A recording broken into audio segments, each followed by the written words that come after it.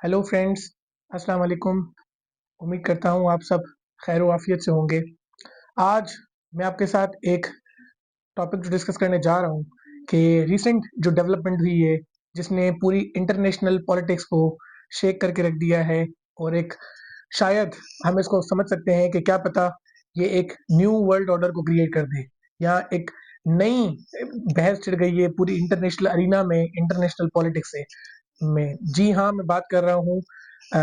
Recently जो development हुई है अमेरिका और यूक्रेन के दरमियान। जैसा आप जानते हैं कि 28 ऑफ फरवरी 2025 एक व्हाइट हाउस में एक मीटिंग के लिए यूएस प्रेसिडेंट डोनाल्ड ट्रम्प ने बुलाया था यूक्रेनियन प्रेसिडेंट व्लादिमीर जेलेंस्की को, और इनके दरमियान एक इम्पॉर्टेंट मीटिंग थी। और ये मीटिंग जो थी ये किस हवाले से थी? ये मीटिंग थी कि कुछ मिनरल्स एग्रीमेंट जो कि अमेरिका जिन पर एक्सेस चाहता था यूक्रेन के अंदर जो पाए जाते हैं, उसके ऊपर जो है एक मीटिंग थी। और इसके अलावा जो रेजिंग कंसर्न्स हैं यूक्रेन के कि किस तरह से यूक्रेन की सिक्योरिटी को प्रोटेक्ट करेगा अगेंस्ट दी रशिया, अमेरिका किस तरह उनको प्रोटेक्ट करेगा, इसके हवाले से एक मीटिंग थी। नतीजतन वो मीटिंग तो वहीं रह गई और उसका मीटिंग जो है उसका कोई जो सॉल्यूशन था, कोई मतलब कोई एग्रीमेंट्स जो थे वो तो नहीं हो पाए। इन स्पाइट ऑफ दिस के नेगेटिव कुछ डेवलपमेंट्स हो गई जिसकी वजह से जो रिलेशंस हैं यूएस के दरमियान और यूक्रेन के दरमियान वो बहुत तल्ख हो गए, खराब हो गए, और जिसकी वजह से पूरी इंटरनेशनल अरीना में एक बहुत टेंशन का समा जो है वो नजर आता है हमें। हुआ यूं है कुछ कि यूक्रेन जो है उसने अमेरिका के कंसर्न्स ये थे कि यूक्रेन जो है उसने जो अमेरिका की कंट्रीब्यूशन है, अमेरिका ने जो मिलिट्री एड दी है यूक्रेन को, उसके ऊपर यूक्रेन जो है अमेरिका को प्रेस नहीं कर रहा, उसको अप्रिशिएट नहीं कर रहा। और उसके अलावा कितना ज़्यादा अमेरिका ने उसको एक्सपेंडिचर उसका लग गया है यूक्रेन में, उसको अप्रिशिएट नहीं कर रहा। और ये भी कंसर्न्स रेज किए गए थे यूएस की तरफ से कि जो वहाँ के प्रेसिडेंट हैं व्लादिमीर जेलेंस्की, वो जो है बहुत ज़्यादा सीरियस नहीं है, बहुत ज़्यादा एफर्ट्स नहीं ले रहे कि किस तरह से जो है वो पीस प्रोसेस को आगे बढ़ाया जाए और यूक्रेन के अंदर जो है वो वहाँ की पब्लिक को जो है वहाँ के लिए ऑर्डर जो है रीस्टोर किया जाए। तो इसके जब इनके दरमियान तल्खी बढ़ी, जब यूक्रेन के प्रेसिडेंट ने अप्रिशिएट नहीं किया या उस तरह से अप्रिशिएट नहीं किया जो कि यूएस के प्रेसिडेंट या यूएस के जो जॉइंट जो vice president JD Vance expect कर रहे थे, तो इसके नतीजे में जो खराब डेवलपमेंट हुई, ये जब रिलेशन खराब हुए इनके दरमियान, तो 3 दिन के बाद after the very 3 days US ने अपनी मिलिट्री एड जो यूक्रेन की तरफ थी उसको सस्पेंड कर दिया है, और जिसकी वजह से बहुत ज़्यादा यूक्रेन के अंदर टेंशन पाई जाती है। ठीक है। और इसके अलावा ये हुआ है कि अब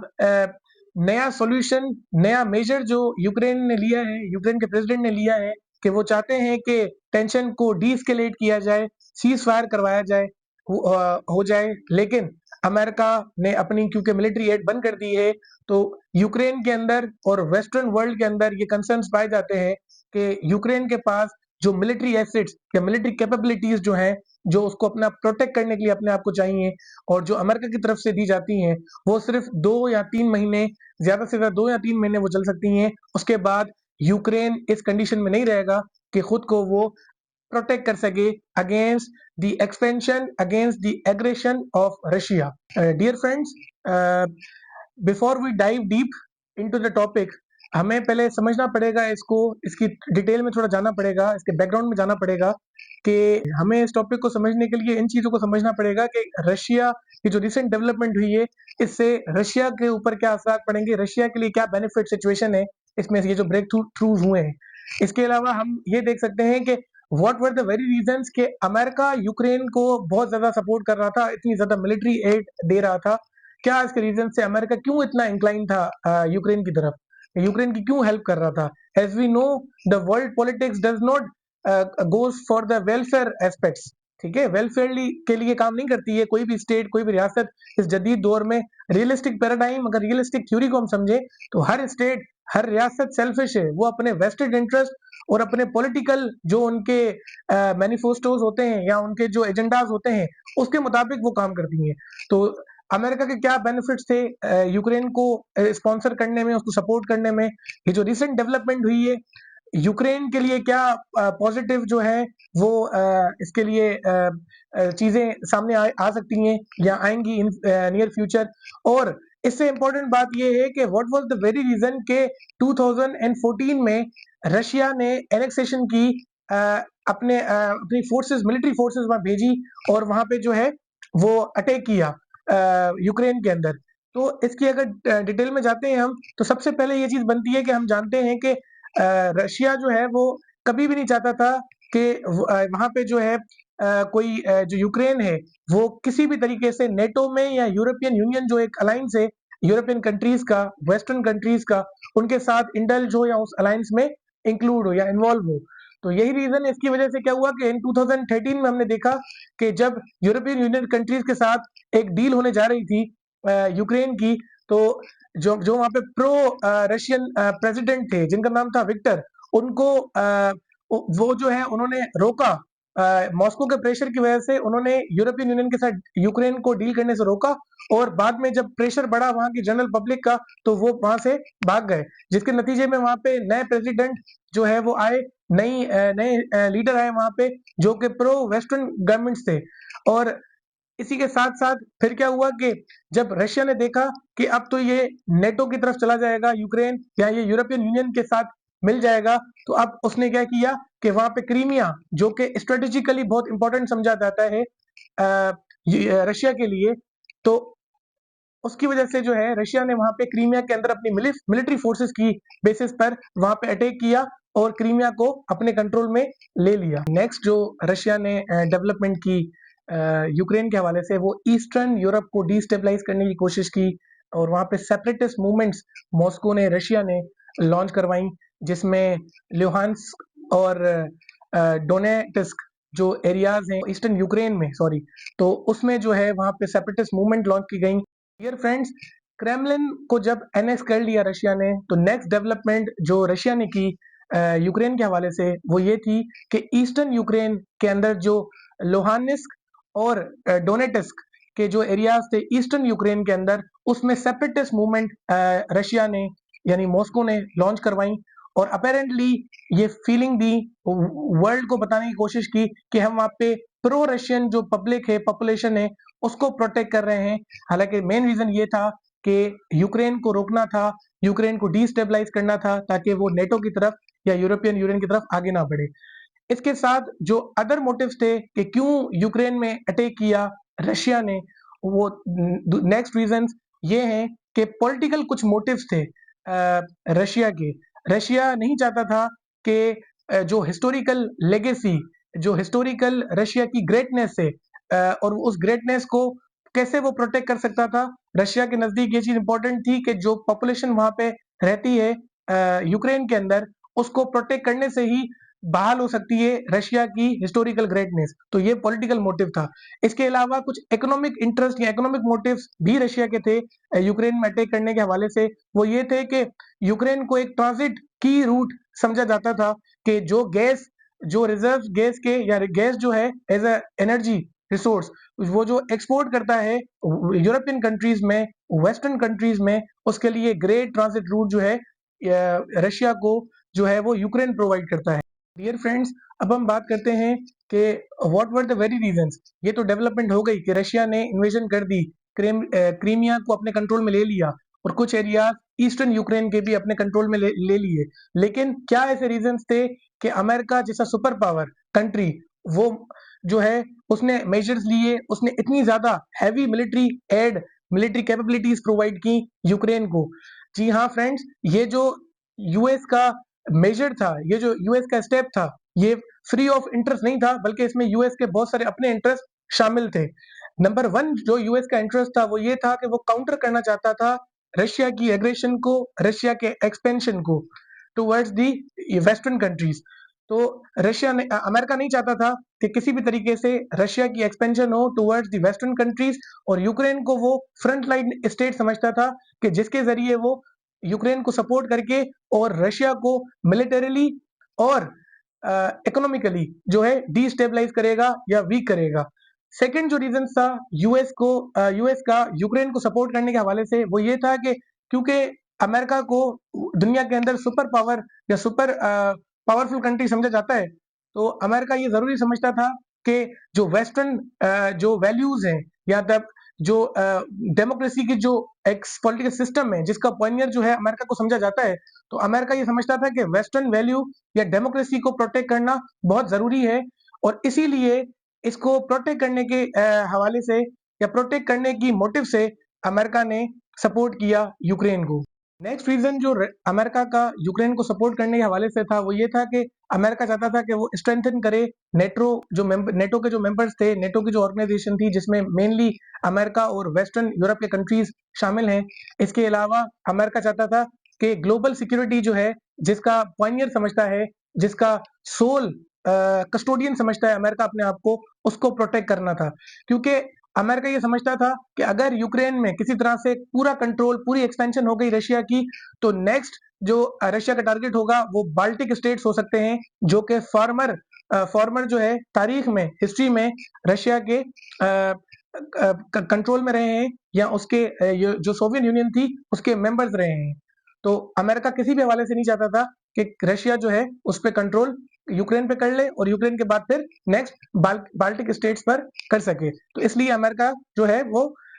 यूक्रेन को फुली सपोर्ट कर रहा था, पॉलिटिकली भी और मिलिटरीली। फ्रेंड्स, इसके अलावा जो रीजंस थे वो इकोनॉमिक रीजंस भी थे अमेरिका के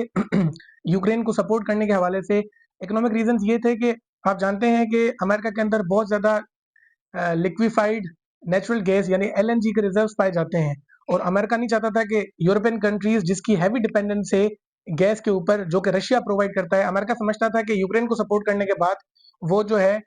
खुद जो है इनको वेस्टर्न कंट्रीज को खुद गैस की डिपेंडेंसी रशिया से ख़त्म करवा के और खुद जो है उनको गैस जो है वो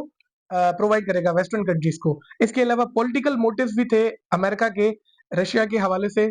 अमेरिका नहीं चाहता था कि जो है ना किसी तरीके से यूक्रेन और यूक्रेन के बाद कुछ बाल्टिक स्टेट्स यानी यूरोपियन स्टेट्स जो है under the control, under the influence of Russia आ जाएं। वो चाहता था कि अगर वो रशिया को यानी मॉस्को को किसी तरीके से रोक ले, यूक्रेन तक या यूक्रेन के कुछ इलाकों तक भी कंट्रोल ना हो, या यूक्रेन को बहुत लिमिटाइज कर दे, तो जिसकी वजह से उसके जो रिलेशन है वेस्टर्न कंट्रीज के साथ वो खराब नहीं होंगे बल्कि और स्ट्रेंथन होंगे। तो अमेरिका चाहता था कि किसी भी तरीके से वो रोके एक्सपेंशन को रशिया की टुवर्ड्स द यूक्रेन या विद इन द यूक्रेन, ताकि अमेरिका का रिलेशन और स्ट्रेंथन हो वेस्टर्न कंट्रीज के साथ। इसके अलावा जो और इम्पोर्टेंट रीजन था वो ये भी था कि ग्लोबल पॉलिटिक्स के अंदर, ग्लोबल अरीना में अमेरिका नहीं चाहता था किसी भी तरीके से कि रशिया का इन्फ्लुएंस इंक्रीज हो। इसके अलावा नेक्स्ट और रीजन था जो कि बहुत इंपॉर्टेंट लास्ट रीजन है, वो ये है कि जब यूएस ने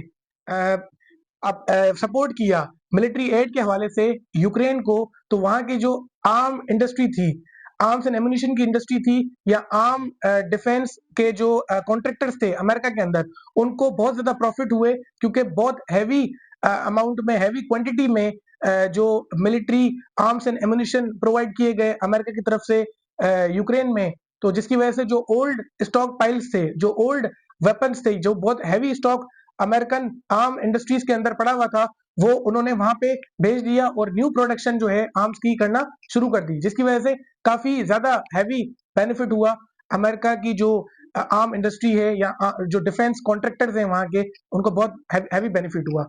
फ्रेंड्स, ये जो न्यू करंट डेवलपमेंट हुई है जिसमें अमेरिका और यूक्रेन के रिलेशन बहुत ज़्यादा ख़राब होना शुरू हो गए हैं, तो इसके नतीजे में हम देखते हैं कि क्या प्रॉस्पेक्ट्स हैं या क्या ऐसी मज़ीद डेवलपमेंट्स हमें नज़र आती हैं in the very near future, जिससे रशिया की साइड पर या रशिया को क्या इससे बेनिफिट हो सकते हैं, इस पे थोड़ी नज़र डालते हैं। सबसे पहले तो अगर हम देखते हैं कि क्योंकि अमेरिका ने अभी मिलिट्री एड जो है उसको सस्पेंड कर दिया है, उसको सीज कर दिया है टुवर्ड्स द यूक्रेन। इससे एक बेनिफिट तो रशिया को ये होगा कि रशिया की जो मिलिट्री है वो खुद को बहुत स्ट्रेंथेंड फील करेगी, और जो बहुत ज़्यादा ऑफेंस काउंटर ऑफेंसिव जो मेजर्स यूक्रेन लेता था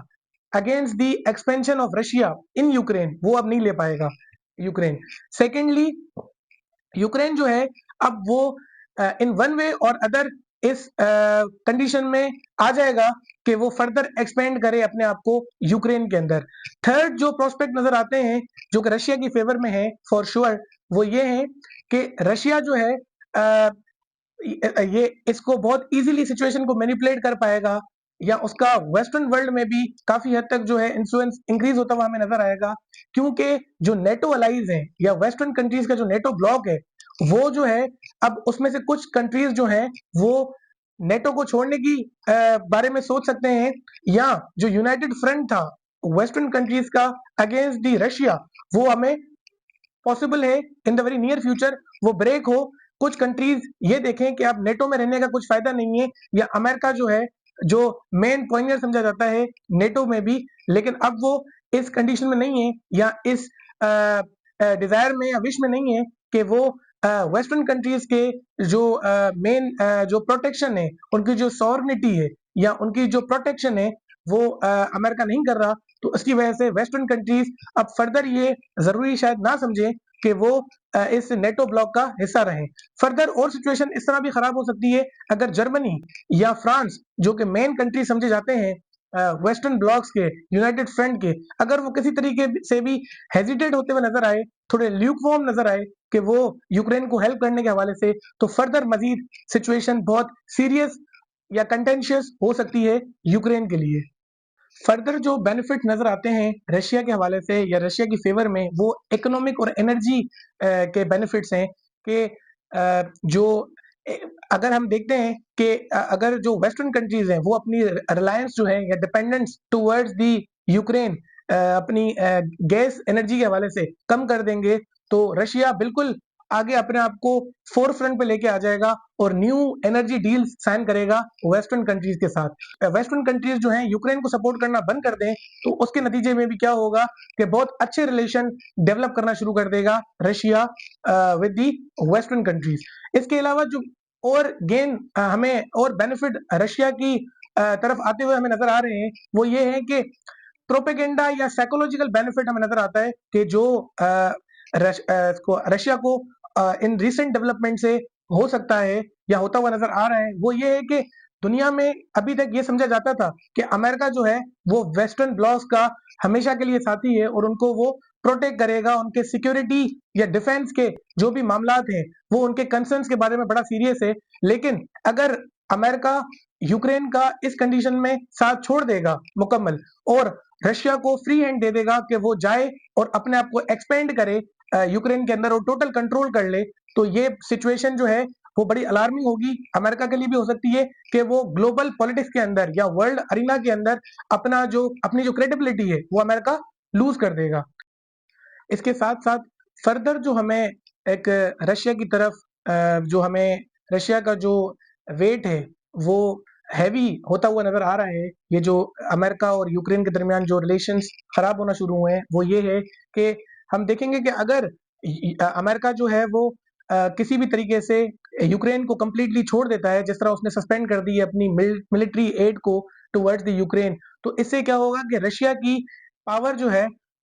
to in terms of negotiation वो बहुत बढ़ जाएगी और किसी तरीके से यूक्रेन को प्रेशराइज किया जाता है, फोर्स किया जाता है कि वो आके टॉक्स करे या रशिया के साथ जो है सेटलमेंट करे ऑन द टेबल। तो बहुत ज्यादा स्ट्रॉन्ग पोजीशन जो है वो in the side of Russia की होगी, रशिया की स्ट्रॉन्ग पोजीशन होगी। तो रशिया जो है इजीली डोमिनेट कर सकता है नेगोशिएशंस को और टेरिटोरियल कंसेशंस ले सकता है, टेरिटोरियल गेन्स ले सकता है यूक्रेन में, यूक्रेन के जो करंट गवर्नमेंट होगी या यूक्रेन के जो प्रेसिडेंट है उनसे। इसके अलावा हम देख सकते हैं कि ये एक बहुत बड़ा टेस्ट है, ठीक है, फॉर फ्यूचर कॉन्फ्लिक्ट्स के हवाले से एक बहुत बड़ा टेस्ट है फॉर द फ्यूचर कॉन्फ्लिक्ट्स के हवाले से। वो इस तरीके से कि अमेरिका को गार्डियन समझा जाता है, कस्टोडियन समझा जाता है कि अपनी कमिटमेंट्स पे वो हमेशा पूरा उतरता है और वर्ल्ड पॉलिटिक्स में बड़े सीरियस कंसर्न जो है वो रेज करता है। लेकिन चाइना जिसके अभी इश्यूज हैं करंटली विद दी ताइवान, तो उसके लिए भी ये एक टेस्ट होगा अमेरिका की कमिटमेंट्स के हवाले से कि अगर कोई जियोपॉलिटिकल क्राइसिस फर्दर जो है रेज होते हैं चाइना के ताइवान के हवाले से या किसी और कंट्री के कहीं भी, तो फिर ये डाउट या क्रेडिबिलिटी जो है उस पर डाउट्स क्रिएट होंगे अमेरिका की कि वो जो है अपनी कमिटमेंट्स करता है लेकिन उसको हमेशा पूरा नहीं करता है। तो ओवरऑल अगर हम इसको समराइज करें इस सारी डिबेट को, तो हमने सबसे पहले देखा कि क्या ऐसे रीजंस थे कि व्लादिमीर जो वहां के यूक्रेन के जो प्रेसिडेंट थे वोलोडिमिर जेलेंस्की, उनको बुलाया गया और उनसे जो ये जो मिनरल्स थे उसके ऊपर एग्रीमेंट्स होने थे वो नहीं हो पाए, और जो यूक्रेन को अपने जो डिफेंस के हवाले से जो एग्रीमेंट्स करने थे या जो इनके दरमियान एक नेगोशिएशंस होने थे वो तो स्टॉप हो गए। और इसके बरक्स जो नेगेटिव डेवलपमेंट्स हुई हैं उसने किस तरीके से जो है वो रशिया की जो है वो रशिया की तरफ जो है टिल्ट कर दिया है बेनिफिट्स को, और किस तरह से जो है अमेरिका जो है हमें नजर आ रहा है कि प्रोस्पेक्ट्स यही है कि अमेरिका अपने आप को बैक हैंड पे रखे और मजबूर करे रशिया के साथ मिलके कि वो नेगोशिएशंस में आ जाए यूक्रेन, और बहुत हैवी टेरिटोरियल कंसेशंस जो हैं गेन किए जाएं रशिया की तरफ, और यूक्रेन को बहुत बुरी शिकस्त दी जाए, और यूक्रेन की जो मिलिट्री है उसकी जो प्रेजेंस है वो उसको बहुत वीक रखा जाए, जिन जिन यूक्रेन के with in the Ukraine and area that are in control of the Russia, ठीक है, that are surrounded by the Ukraine, उधर बहुत मिलिट्री प्रेजेंस को वीक रखा जाएगा यूक्रेन की। तो लेट्स सी स्टिल जो है बहुत सारे कंसर्न्स जो हैं, बहुत सारे डेवलपमेंट्स जो हैं वो that are yet to be done, और let's see what happens in the future. आप लोग का इस हवाले से क्या ओपिनियन है और आप लोग क्या समझते हैं कि फ्यूचर डेवलपमेंट्स या फ्यूचर क्या ब्रेक थ्रूज होने वाले हैं? कमेंट बॉक्स में इसके ऊपर कमेंट जरूर कीजिएगा, और आपको ये वीडियो कितनी आपके लिए मीनिंगफुल साबित हुई और कितना हेल्पफुल साबित हुई कि आपको हिस्टोरिकल पर्सपेक्टिव और जो करंट डेवलपमेंट हुई है उसके हवाले से जो सिनेरियोज रेज हो रहे हैं या इन फ्यूचर होने वाले हैं उसके हवाले से आपकी कितनी अंडरस्टैंडिंग इस वीडियो के थ्रू डेवलप हुई, तो इस हवाले से मुझे कमेंट बॉक्स में ज़रूर बताइएगा, और इस वीडियो को लाइक करना और सब्सक्राइब करना नहीं भूलिएगा। मिलते हैं नेक्स्ट वीडियो में, तब तक के लिए आप लोग अपना सब ख्याल रखिएगा। अल्लाह हाफिज़।